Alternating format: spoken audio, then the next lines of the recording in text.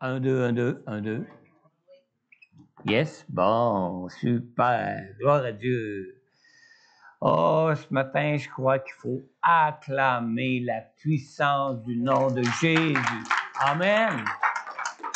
Vous savez, des fois, à nos yeux, hein, ça paraît pas. On dit, voyons, où est ta puissance? Voyons, comment ça se fait que les choses changent pas? Voyons, Seigneur, agis, Seigneur. Mais il faut vraiment acclamer sa puissance. Il faut vraiment y croire. Il faut vraiment se donner, s'abandonner entre ses mains. Amen. Amen. Ce matin, je vous invite tout de suite après l'Assemblée. Hein, on a une formation au Carrefour Chrétien de la Capitale pour tous ceux qui s'impliquent dans l'Église. On a un repas rapide pour manger parce qu'on devra quitter rapidement. Il faut quitter au plus tard à 12h30 ici pour être à l'heure de la formation à 1h30 au Carrefour Chrétien de la Capitale à Québec. Alors, si vous n'êtes pas de ceux qui participent à la formation ce matin, vous pouvez quand même rester avec nous après l'église. On a une soupe repas à vous offrir, on a un goûter pour pouvoir manger rapidement ensemble pour ceux qui vont à la formation et pour quitter par la suite. Mais même si vous venez pas au Carrefour avec nous pour la formation, vous pouvez quand même demeurer avec nous. Ça va nous faire plaisir de vous accueillir à notre table ce midi pour prendre ce repas avec nous avant qu'on quitte pour la formation. Amen? Amen. On en a amplement parce qu'il y en a même de la formation qui sont déjà à Québec ce matin, qui vont nous joindre à l'Église là, pour toutes sortes de raisons. Amen? Maintenant, n'oubliez pas, le 9 février prochain, on a une assemblée générale spéciale de l'Église concernant le prêt hypothécaire pour les rénovations qu'on vise faire, qu'on a déjà accompli jusqu'à maintenant en bonne partie, puis qu'on vise faire plus tard ici dans l'Église. Alors, ceux qui n'ont pas encore d'adhésion de membres pour voter à l'Assemblée générale, pour prendre part au vote, légalement, vous devez être membre de l'Église. Et on comprend pourquoi, hein, on n'invitera pas n'importe qui à venir assister à l'Église pour voter de la décision de l'Église s'ils ne sont pas membres de l'Église ou qui ne sont pas des gens de la famille de l'Église comme telle. Alors, si vous n'avez pas d'adhésion de membre et que vous comptez comme un membre participant de cette Église, prenez un formulaire d'adhésion. Vous pouvez me le remettre. Bientôt, le comité de direction de l'Église va se rassembler avec toutes les demandes d'adhésion de membres pour qu'on regarde ça ensemble pour vous accepter comme membre et vous pourrez à ce moment-là voter au jour de l'Assemblée générale spéciale de l'Église. Amen. C'est une Assemblée générale spéciale parce que bientôt plus tard, on aura une Assemblée générale annuelle de l'Église aussi avec tous les rapports de l'année 2024. Amen. Amen.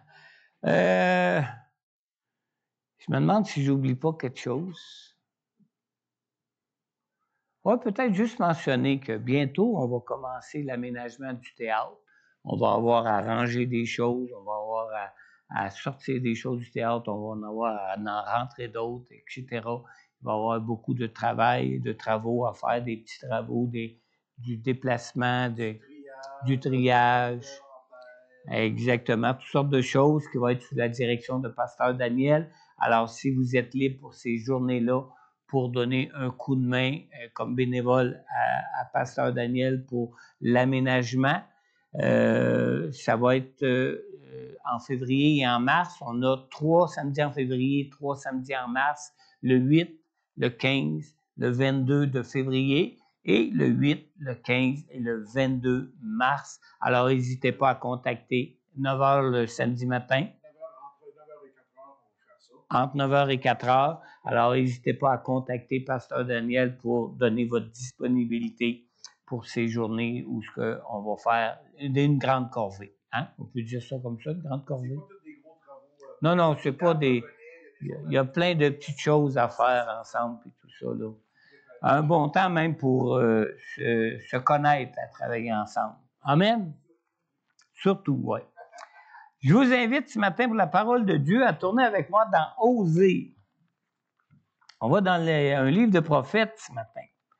J'ai été vraiment touché il n'y a pas grand temps à travers ce passage. Osée au chapitre 11, le verset 1 à 11.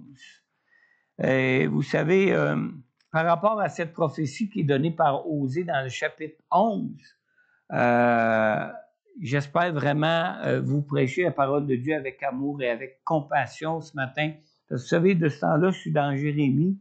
Je ne sais pas s'il y en a qui connaissent le prophète Jérémie dans ma lecture personnelle. Ah, c'est lourd des bouts quand on lit Jérémie. Alors, j'ai vraiment prié Seigneur pour être sous l'onction de son amour et de sa pleine compassion ce matin pour vous apporter ce message qu'on trouve dans Osée chapitre 11 dans le verset 1 à 11. Alors, on lit ici, « Quand Israël était jeune, je l'aimais, et j'ai appelé mon fils à sortir d'Égypte. Mais ils se sont éloignés de ceux qui les appelaient.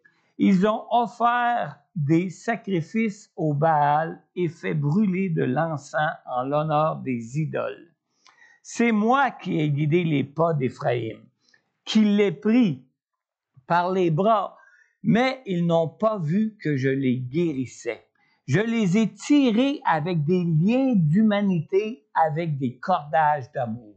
J'ai été pour eux pareil à celui qui soulève la pièce d'attelage pesant sur la bouche, sur la bouche, et je leur ai présenté de la nourriture. Ils ne retourneront pas en Égypte, mais l'Assyrien sera leur roi, parce qu'ils ont refusé de revenir à moi. L'épée fondra sur leur ville, exterminera, détruira leur soutien à cause des projets qu'ils ont eus. Mon peuple est enclin à s'éloigner de moi. On les rappelle vers le Très-Haut, mais aucun d'eux ne se lève. Comment te traiterai-je, Éphraïm? Faut-il que je te livre à l'ennemi, Israël? Dois-je te traiter comme Anma, te rendre semblable à Tséboïm? Je suis tout bouleversé, je suis rempli de compassion. Je n'agirai pas en fonction de l'ardeur de ma colère. Je renonce à détruire Éphraïm, car je suis Dieu et non pas un homme. Je suis saint au milieu de toi, je ne viendrai pas avec colère.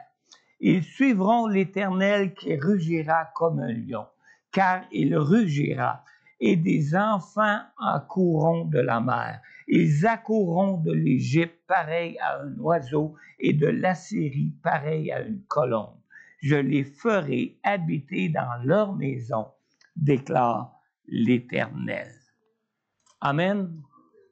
Prions ensemble ce matin pour ce message. Seigneur Dieu Tout-Puissant, Seigneur, on acclame ta puissance ce matin, la puissance de ton nom, Seigneur, car ton nom est celui de Jésus-Christ, celui qui est notre Sauveur, celui qui est notre Créateur, celui qui nous épargne et qui nous garde pour la vie éternelle, Seigneur.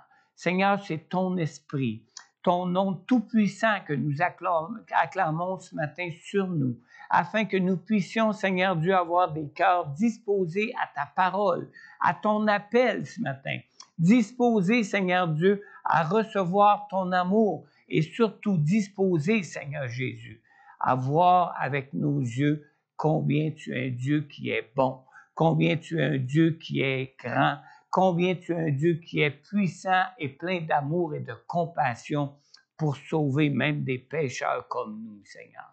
On te le demande, Père, dans le nom puissant de Jésus. Amen. Amen. On vient de lire dans Osée au chapitre 11 et au verset 4. Je les ai tirés avec des liens d'humanité, avec des cordages d'amour. J'ai été pour eux pareil à celui qui soulève la pièce d'attelage pesant sur la bouche et je leur ai présenté de la nourriture. J'ai intitulé mon message ce matin « Des liens d'humanité avec des cordages d'amour ». Alors, vous savez, Quand nous regardons au Seigneur, nous pensons souvent plus à sa pureté, nous pensons souvent plus à sa sainteté, plutôt que de penser à son humanité. Amen. Mais lorsque nous nous tournons vers le Seigneur pour nos vies, nous ne devons jamais oublier que Jésus, bien qu'il soit pleinement Dieu, est tout autant pleinement humain comme nous. Il n'est plus dans un corps de chair mortel comme nous sommes maintenant, mais il est ressuscité dans un nouveau corps glorifié, humain, dans ces mêmes corps dans lesquels nous-mêmes nous serons ressuscités au ciel au jour de notre mort. Amen. Alors, il est tout à fait encore humain comme nous, sauf qu'il est auprès de Dieu, à la droite de Dieu, dans les cieux. Il est auprès de Dieu dans un nouveau corps humain glorifié tel que celui que nous aurons éternellement quand nous ressusciterons avec lui. Alors, ce que nous pouvons éprouver en tant qu'hommes, ce que nous pouvons éprouver en tant qu'hommes et femmes dans nos vies, dans ce monde, le Seigneur l'a aussi pleinement éprouvé en tant qu'humain, en tant qu'homme, que Dieu qui est venu, qui a pris un corps de chair de faiblesse comme le nôtre, afin de pouvoir venir nous sauver dans cette faiblesse. Alors, ce que nous pouvons éprouver en tant qu'hommes et femmes dans nos vies dans ce monde, Jésus l'a aussi éprouvé en tant qu'humain. J.N. Darby, dans son commentaire de ce chapitre d'Osée 11, J.N. Darby dit « Nous avons sous les yeux, en parlant de ce chapitre, en parlant de cette prophétie d'Osée, nous avons sous les yeux un touchant mélange d'affection et de jugement. Un touchant mélange d'amour de Dieu pour nous, un touchant mélange d'affection, mais de sévérité de Dieu aussi. Parce que Dieu est saint. Amen. Alors, lorsqu'on considère le cœur de Dieu pour des pécheurs comme nous sommes, nous devons toujours faire la différence entre les mots jugement et condamnation de Dieu et entre les mots punition et correction de Dieu. Dans Jean 3,16, que notre frère pasteur Daniel a mentionné durant les louanges, notre Seigneur Jésus nous dit que, en effet, Dieu a tant aimé le monde qu'il a donné son Fils unique afin que quiconque croit en lui ne périsse pas, mais ait la vie éternelle. Et vous savez, ces paroles-là, c'est les paroles de Jésus même qui nous sont rapportées dans l'Évangile de Jean. Ces paroles, dans la version de second 1910 de la Bible d'études des éditions internationales Vie, ces paroles-là, les paroles de Jésus dans les évangiles sont toutes écrites en rouge, différents des autres textes des évangiles. Et dans cette version-là, ces paroles-là sont écrites en rouge. Ce sont les paroles même de Jésus qui nous dit que Dieu a tant aimé le monde qu'il a donné son Fils afin que nous puissions être sauvés. Alors, vous savez, la parole de Dieu déclare que nous méritons tous la condamnation de Dieu pour nos péchés. Mais quoi? Mais que ceux qui mettent leur foi en la grâce de Dieu qui nous est offerte en Jésus pour leurs péchés, Dieu ne les traite pas selon ce qu'ils méritent. On lit dans Psaume 103, dans le verset 10, le roi David lui-même ici parle. Le roi David dit, « Il ne nous traite pas conformément à nos péchés. Il ne nous punit pas comme le mériteraient nos fautes. » Et on sait tous que le roi David n'a pas seulement été coupable d'adultère dans sa vie, mais qu'il est même allé jusqu'à faire assassiner l'époux de Bathsheba pour couvrir son péché d'adultère. Et c'est lui qui dit que Dieu est bon. Dieu dans sa grâce, Dieu dans sa compassion face à nous, pauvres humains pécheurs que nous sommes, Dieu ne nous traite pas conformément à nos péchés Il ne nous punit pas comme le mériteraient nos fautes. Amen. Un tel péché, hein, pour la plupart d'entre nous, on aurait été prêt de le passer à la guillotine. Hein? Mais Dieu est un Dieu qui pardonne. Parce que Dieu connaît la condition humaine de faiblesse dans laquelle nous vivons. Amen. Alors, si quelqu'un peut donc dire que Dieu ne nous traite pas conformément à nos péchés et qu'il ne nous punit pas comme le mériteraient nos fautes, c'est bien le roi David, hein, avec tout ce qu'il a pu commettre de répréhensible dans sa vie. Alors, Dieu condamne le péché, mais dans son amour pour nous, Dieu, dans sa grâce, nous sauve de la condamnation. La compassion de Dieu et la grâce de son pardon qui nous sauve exige la nécessité d'une repentance et peut-être même la possibilité d'être corrigé. Dans Acte 5, 31, on lit ici en parlant de Jésus que Dieu l'a élevé à sa droite comme prince et sauveur pour donner à Israël, à son peuple, donner à son peuple la repentance et le pardon des péchés. Alors, lorsqu'on regarde à la croix, on comprend que le pardon des péchés, même si Dieu nous l'accorde par pure grâce, vous savez que ça n'a pas été gratuit pour notre Seigneur. On voit même ce qu'il y a là sur la croix. Hein? Ça n'a pas été gratuit pour le Seigneur. Dans 1 Pierre, au chapitre 2, dans le verset 24, dans la première partie du verset, toujours en parlant de Jésus, ici, on lit « Lui qui a lui-même porté nos péchés dans son corps à la croix, afin que, libérés du péché, nous vivions pour la justice. » Alors, ce verset déclare ici que Jésus a porté sur son corps, en lui, à la croix, tous nos péchés. Et la condamnation pour nos péchés, c'est Jésus qui l'a subi pour nous à notre place. Maintenant, cette grâce du pardon de Dieu qui nous est offerte gratuitement en Jésus ne peut pas être reçue à la légère comme une passe gratuite d'accès au péché pour nos vies. Amen. C'est pas parce que Jésus a accompli le pardon de nos péchés à la croix que automatiquement on va être libéré de tous nos péchés. Lorsqu'on lit « pour donner à Israël la repentance et le pardon des péchés », le mot « repentance » lui-même implique de confesser un désir sincère à Dieu d'abandonner notre péché. Amen. Dans Marc au chapitre 1, dans le verset 14 et le verset 15, savez-vous que Jésus a lui-même prêché la repentance?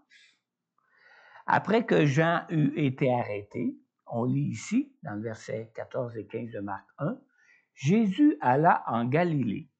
Il proclamait la bonne nouvelle du royaume de Dieu et disait, « Le moment est arrivé et le royaume de Dieu est proche.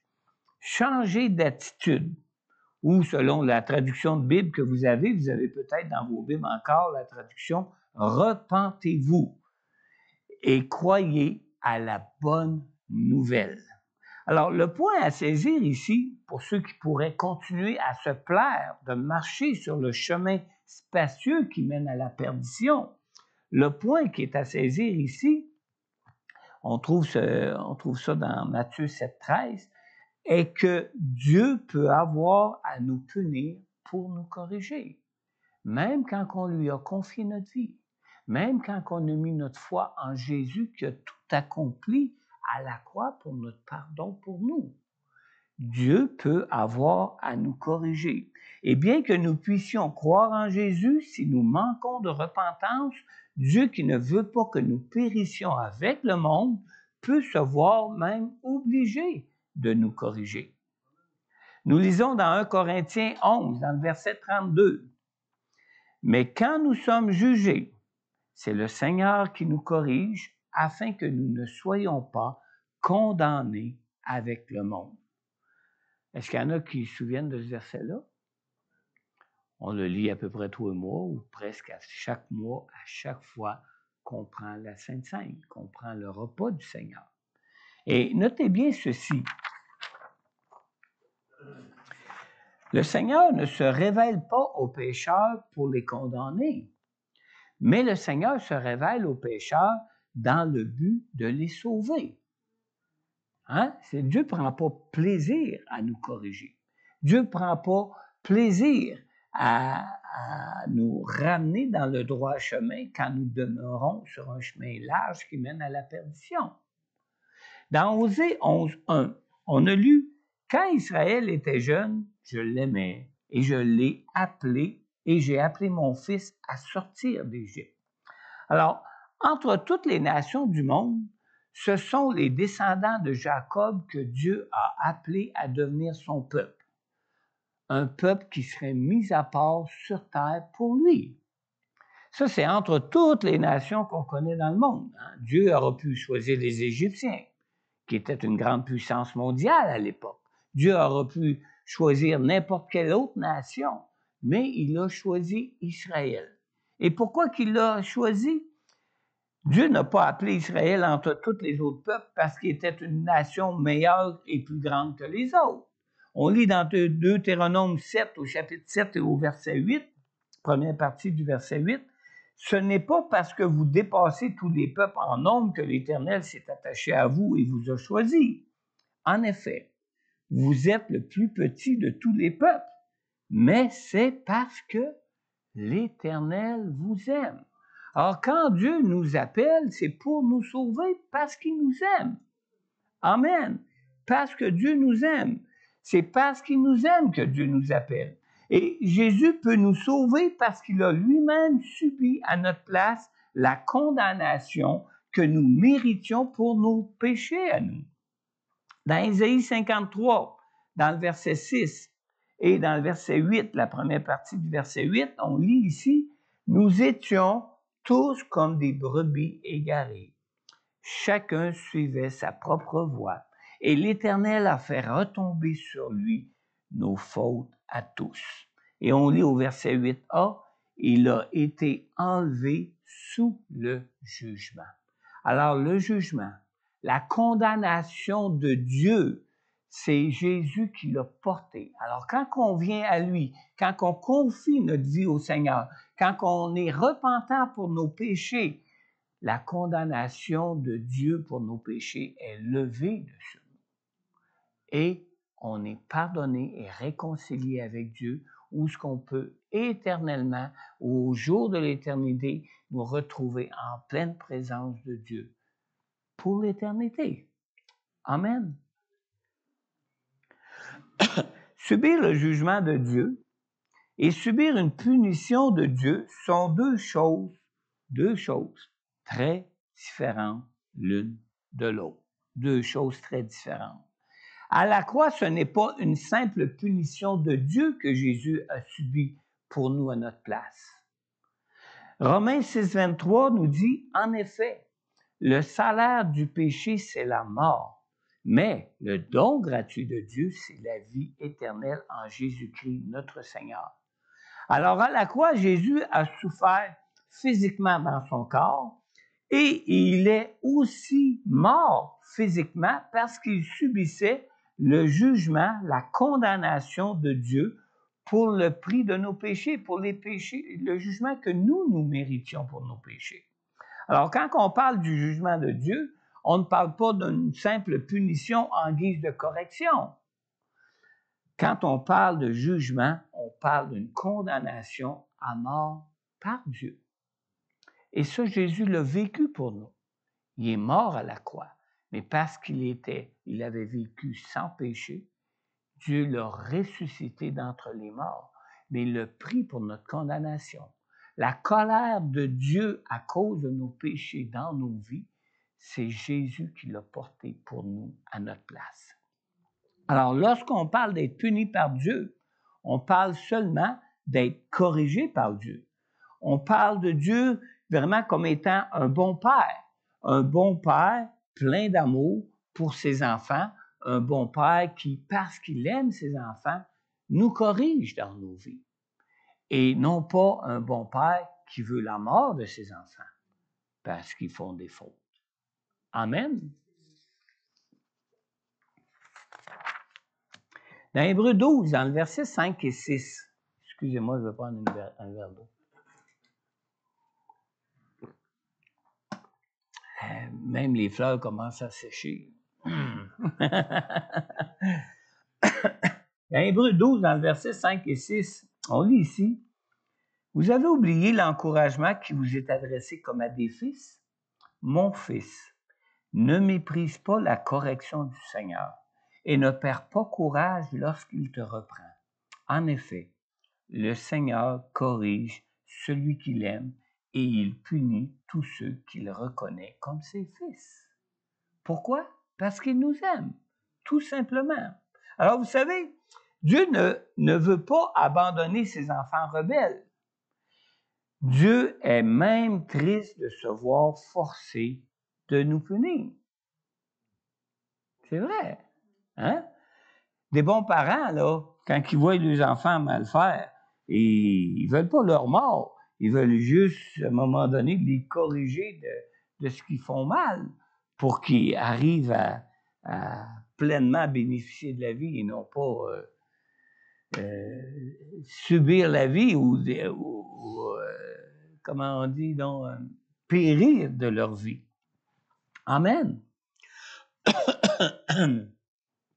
Dans Osée 11.8, Dieu dit ici à ses enfants rebelles, dans cette prophétie qu'on a lue dans Osée, « Comment te traiterai-je, Éphraïm? Faut-il que je te livre à l'ennemi Israël? Dois-je te traiter comme Adma, te rendre semblable à Tséboïm? Je suis tout bouleversé. Je suis rempli de compassion. » Alors, quand on lit ça, on voit clairement que Dieu ne prend pas plaisir à nous corriger, pas plus que de bons parents qui doivent punir leurs enfants pour les garder de ce qui n'est pas bon pour eux. Quand on parle des parents, vous savez, quand on parle des parents, c'est quoi le rôle des parents? Le rôle des parents est de protéger leurs enfants de ce qui n'est pas bon pour leur vie, de ce qui n'est pas bon pour eux, n'est-ce pas? Mais quand on parle de Dieu, le rôle de Dieu, la volonté de Dieu est de nous sauver, de périr éternellement loin de lui. Amen. Alors, c'est pas très différent de bons parents. Au verset 8, Dieu dit à ses enfants rebelles, « Dois-je te traiter comme Adma, te rendre semblable à Tséboïm? » Quand on dit Adma ici, il ne faut pas confondre avec Alma, ça c'est au lac Saint-Jean. Adma, c'est une ville en Israël, une ville dans le territoire de Canaan à l'époque. Alors, il dit, « Dois-je te traiter comme Adma, te rendre semblable à Tséboïm? » Vous savez, dans la Bible, Adma et Tséboïm étaient des villes voisines de Sodome et Gomorrhe. Vous pourrez lire ça dans Genèse 10, dans le verset 19. Mais dans l'histoire biblique, ces deux villes ont dû subir avec Sodome et Gomorrhe le feu de la condamnation de Dieu, le même sort que le feu de Dieu qui est tombé sur Sodome et Gomorrhe. Et dans Osée, pourquoi n'y a-t-il aucune mention de Sodome et Gomorrhe? Et pourquoi mentionne-t-il Adma et Tséboïm plutôt que de mentionner Sodome et Gomorrhe? Parce que Sodome et Gomorrhe, ces deux grandes villes, étaient les coupables de cet acte de jugement de Dieu. Les villes d'Adma et Tséboïm, contrairement à Sodome et Gomorrhe, ne suscitaient pas l'horreur comme celle de Sodome et Gomorrhe. Elles étaient connues uniquement pour avoir participé au désastre ou au péché de Sodome et Gomorrhe. Alors que la parole de Dieu ne mentionne pas Sodome et Gomorrhe nous permet de voir ici que dans sa compassion, Dieu cherche une repentance et non pas à nous condamner. Dieu cherche notre repentance plutôt que de pouvoir nous condamner. Alors, quand Osée prophétise au peuple d'Israël dans Osée 11, il veut vraiment emmener ce peuple à la repentance et non pas faire peser une condamnation sur eux, une condamnation semblable à celle qu'ont vécu Sodome et Gomorrhe. pour les ramener de leur péché ou de leur participation au péché du monde, comme Anma et Tséboïm pouvaient susciter plus la compassion que la condamnation. Alors, dans son amour, la volonté de Dieu n'est pas de condamner les pécheurs, mais la volonté de Dieu, c'est qu'on soit repentant afin qu'il puisse nous sauver. Amen. Maintenant, dans 11 et 11, dans le verset 3, on lit ici, « C'est moi qui ai guidé les pas d'Éphraïm, qui les pris par les bras, mais ils n'ont pas mais ils n'ont pas vu que je les guérissais. » Alors, comme pour Israël, même une fois sauvés, vous savez, nos habitudes de notre ancienne vie peuvent même nous empêcher de voir la main de Dieu avec nous pour nous restaurer dans nos vies. Alors, puisque même en Jésus, nous demeurons encore des pécheurs, nous risquons de manquer de repentance face à certaines faiblesses que nous pouvons avoir dans nos vies. Vrai? J'espère que je ne vous ai pas endormi. Hein? J'ai sorti ma baguette. Un dernier point pour vous ce matin. Dieu ne nous traite pas selon ce que nous méritons pour nos péchés. Pourquoi? Parce que la condamnation que nous méritons, Jésus l'a subie à la croix pour nous. Amen. Dans Osée 11.4, on a lu, « Je les ai tirés avec des liens d'humanité, avec des cordages d'amour. J'ai été pour eux pareil à celui qui soulève la pièce d'attelage pesant sur la bouche et je leur ai présenté de la nourriture. » Alors Jésus a quitté son trône de gloire pour prendre un corps de faiblesse comme le nôtre afin de porter pour nous la condamnation de Dieu que nous méritions. Dans Hébreux 2.14, on lit « Puisque ces enfants ont en commun la condition humaine, lui-même, en parlant de Jésus évidemment, lui-même l'a aussi partagé de façon similaire.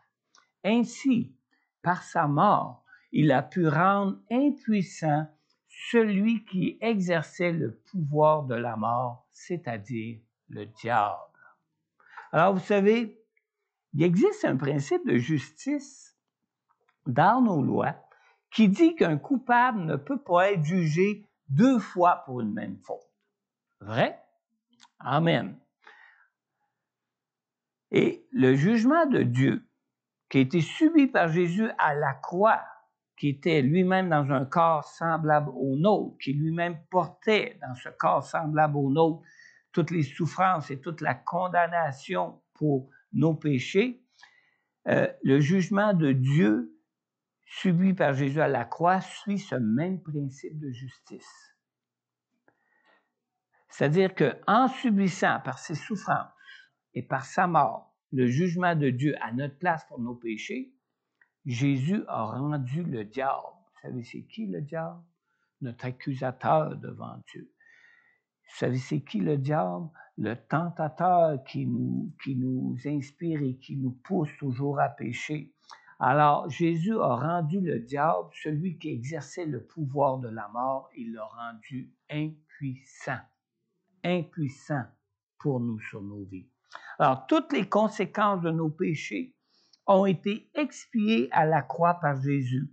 Il serait donc injuste que Dieu nous condamne pour nos péchés alors que Jésus a déjà payé le prix pour nous à la croix. Amen.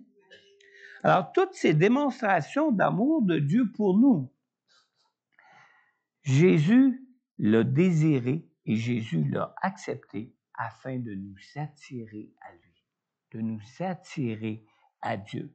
Toutes nos souffrances que nos péchés peuvent nous causer, toutes nos maladies que nos péchés nous occasionnent et la mort qui en est le résultat final, Jésus les a subis dans son corps pour nous à la croix. Amen.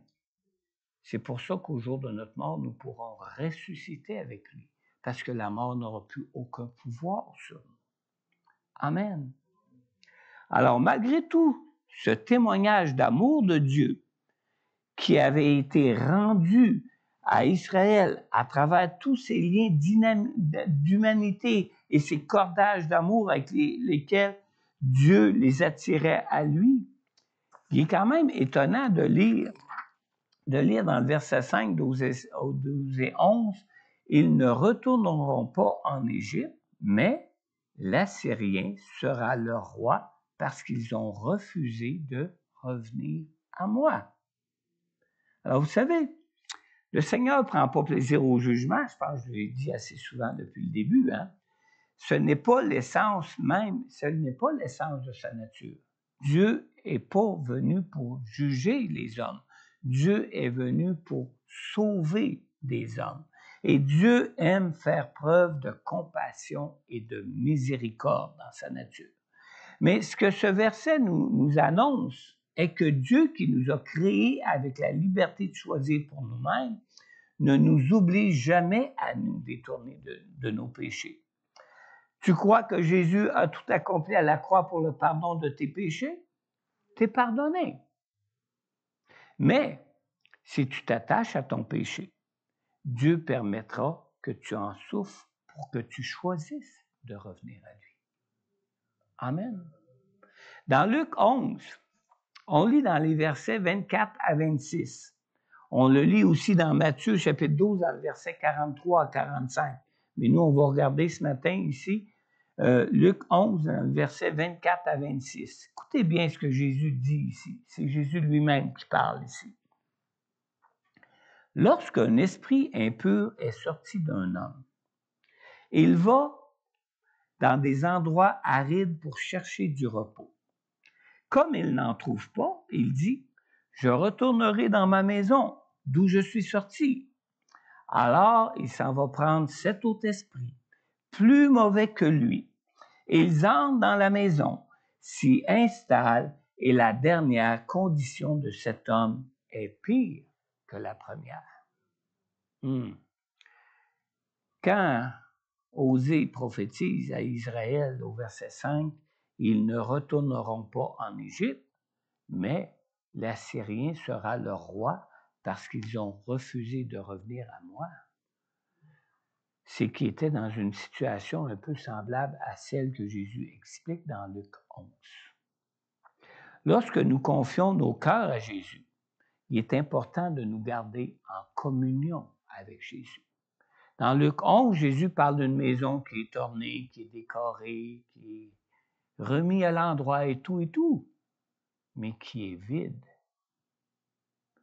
Vous savez, Jésus nous a créés avec un vide en nous, un vide que lui seul peut combler. Amen.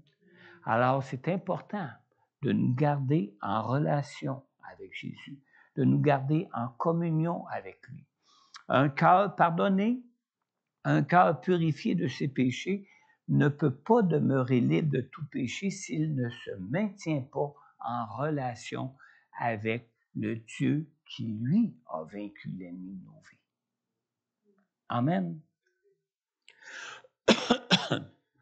Dans Jean 3,16, on a lu, et même Pasteur Daniel l'avait mentionné durant le temps des louanges, en effet, Dieu a tant aimé le monde qu'il a donné son Fils unique afin que quiconque croit en lui ne périsse pas, mais ait la vie éternelle. Alors, ce n'est pas par des chaînes de prisonniers aux pieds et aux mains que Dieu nous attire à Jésus pour nous sauver. Non, absolument pas. Mais c'est par des liens d'humanité et des cordages d'amour.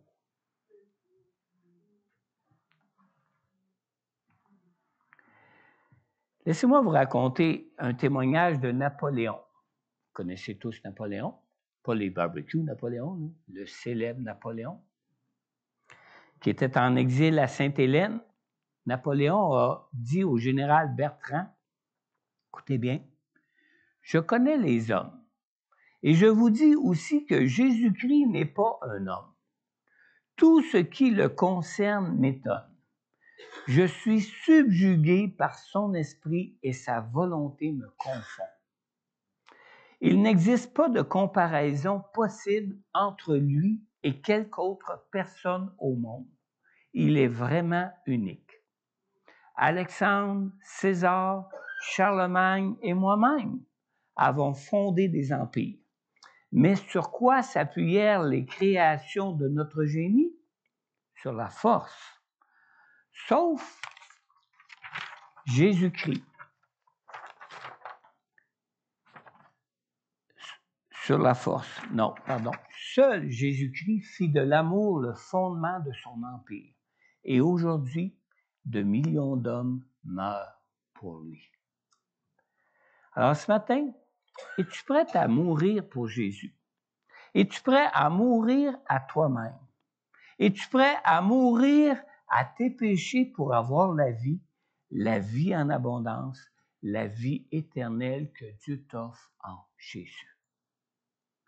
Ce matin, alors que nous parlons de Dieu qui nous aime au point d'être lui-même venu mourir à notre place pour nous sauver, si tu n'as encore jamais invité Jésus comme Sauveur et Seigneur pour ta vie, maintenant comme pour la vie éternelle à venir, si tu reconnais que tu es un pécheur et que tu reconnais ton besoin de Jésus pour être sauvé, je t'invite simplement à adresser de manière sincère dans ton cœur cette prière au Seigneur. Amen. Courbons la tête ensemble. Seigneur Jésus, je reconnais que je suis pécheur et je reconnais que sans toi, je n'ai aucun pouvoir sur mes faiblesses pour me sauver moi-même de mes péchés, pour me sauver moi-même des souffrances qui peuvent affliger ma vie, Seigneur. Seigneur Jésus, je crois en toi et je crois que tu es venu dans ce monde pour nous apporter le salut, la délivrance, la guérison et la vie. Je t'invite donc maintenant à venir dans mon cœur et je te prie, Seigneur, de me pardonner, de me purifier maintenant de tous mes péchés. Père éternel, merci d'avoir envoyé Jésus dans ce monde pour payer pour moi à la croix le prix pour mon pardon. Si présentement tu écoutes ce message en ligne et que tu as adressé cette prière à Dieu pour recevoir la grâce du pardon de Dieu en Jésus pour la toute première fois de ta vie ce matin, n'hésite pas à prendre contact avec moi. En retour, je pourrai prier pour toi personnellement, je pourrai répondre à toutes tes questions sur Jésus, sur sa grâce de la vie éternelle qu'il nous offre par notre foi en lui.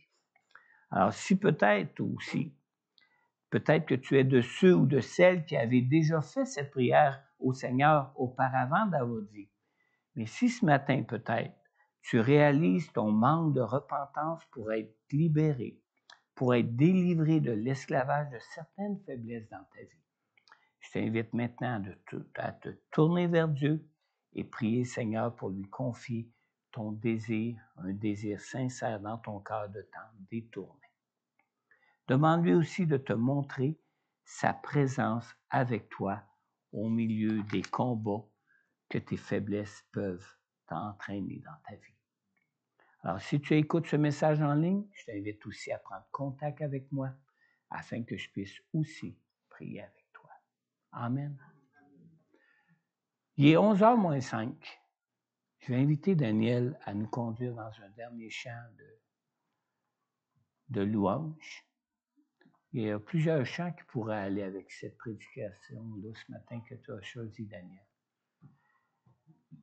Alors, on va se lever ensemble, on va louer le Seigneur pour sa grâce, sa compassion, son pardon, son amour pour nous. Et dans votre cœur, acclamez la puissance du nom de Jésus. Confiez-lui tout ce que vous pouvez reconnaître de vos vies comme une faiblesse devant Dieu. Amen.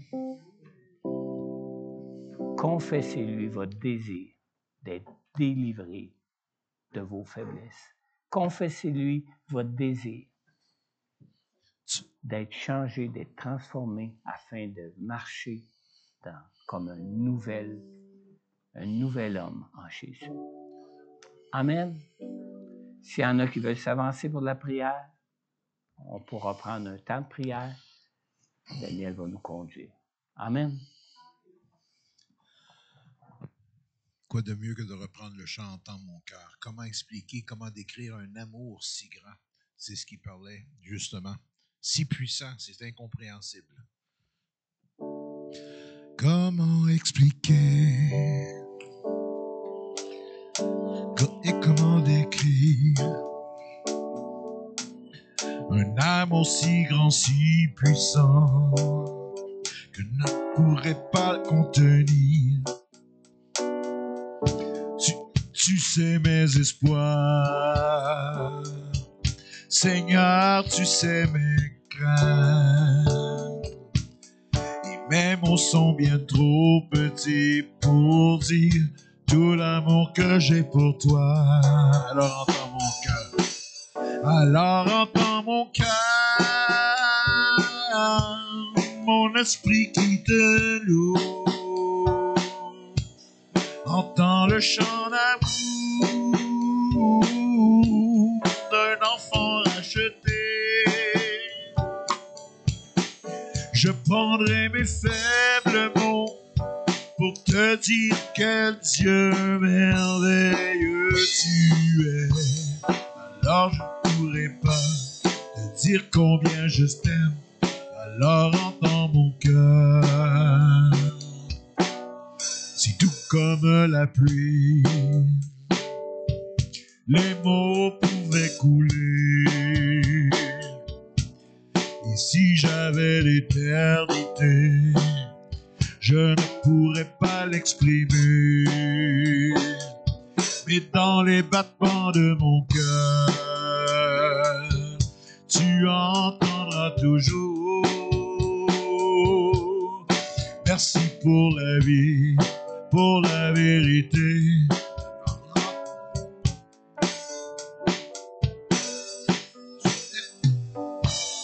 Alors entends mon cœur, mon esprit qui te loue. Entends le chant d'amour d'un enfant racheté. Je prendrai mes faibles mots pour te dire quel Dieu merveilleux tu es.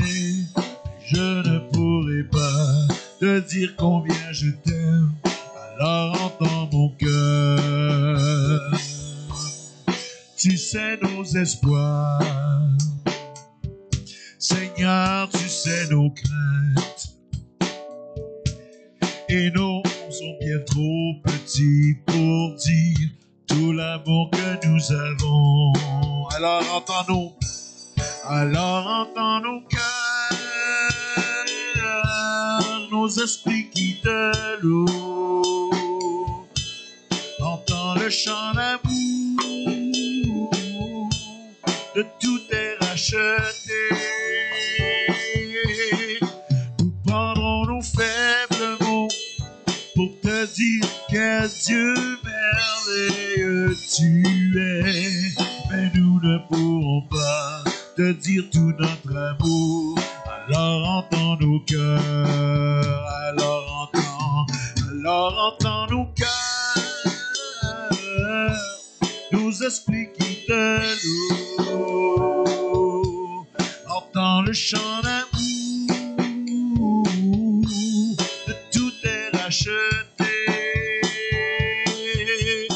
Nous prendrons nos faibles mots pour te dire quel Dieu merveilleux tu es.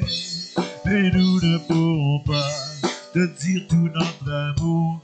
Alors entends nos cœurs. Mais nous ne pourrons pas te dire tout notre amour. Alors entends nos cœurs. Mais nous ne pourrons pas te dire tout notre amour. Alors entends nos cœurs. Amen, amen, alléluia. Seigneur Jésus, notre Dieu, notre Créateur, notre Sauveur, Père éternel, Dieu Tout-Puissant. Seigneur, c'est ton nom que nous acclamons ce matin, Seigneur. Nous acclamons ton nom, Seigneur Dieu, car nous reconnaissons encore combien nous avons besoin de toi dans nos vies. Nous reconnaissons combien nous avons besoin encore de délivrance dans nos vies. Et nous reconnaissons combien nous avons encore besoin d'être guéris, changés, transformés dans nos vies, Seigneur. Seigneur, tu es un grand Dieu. Tu es le Dieu qui, dans son amour, est venu lui-même porter la condamnation qui pesait sur nous à cause de nos péchés. Merci de cette grandeur de ton amour pour nous. Merci, Seigneur Dieu, de ce que tu es le Dieu puissant pour te révéler, Seigneur Dieu, à tous ceux qui périssent dans ce monde, Seigneur, afin qu'ils connaissent, qu'ils goûtent à cet amour de toi pour être attirés à toi et connaître la grâce d'être sauvés par toi comme nous pouvons te connaître, Seigneur. Seigneur, merci d'être le Dieu qui sauve, Seigneur. Et merci, Seigneur, d'être le Dieu qui est avec nous chaque jour dans cette vie, jusqu'au jour où nous pourrons ressusciter pour être en ta présence et connaître la gloire de ta grâce éternellement. La gloire d'être libre du péché et de la puissance du péché qui domine ce monde, d'en être libre éternellement, Seigneur. Dans le nom de Jésus, Père, on te prie. Amen. Amen. Alléluia. On vous invite à prendre le repas et il y en a peut-être qui ont prévu d'autres choses. Vous êtes libre de partir. Et puis, n'oubliez pas, il faut qu'on quitte ici à 12h30 pour tous ceux qui ont la formation au Carrefour chrétien de la capitale. Amen. On va demander à Pasteur Daniel. Pasteur, retourne à ton micro. Oui, d'accord. Tu veux-tu rendre grâce pour le... Pour l'Internet, fermer la réunion. Juste dire c'est terminé. Ah, bon, la réunion est terminée pour ceux qui sont en ligne.